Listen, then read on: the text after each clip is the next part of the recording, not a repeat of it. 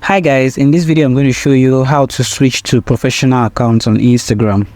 To switch to a professional account on Instagram, you want to make sure you are signed in into your Instagram account and you're on your Instagram profile. You can click on the profile icon at the bottom here to bring you to this page.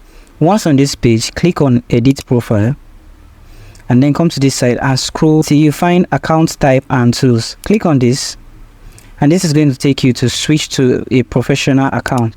Click on switch to a professional account and you can choose between a creator account and a business account. So depending on your needs, you'd have to pick between one of this category. As a creator, this is best for public figures, content producer, artists and influencer. And a business owner, this is best for retailers, local business, brand, organization and service provider. Select your option and click on next. Here are some of the added benefits as a creator.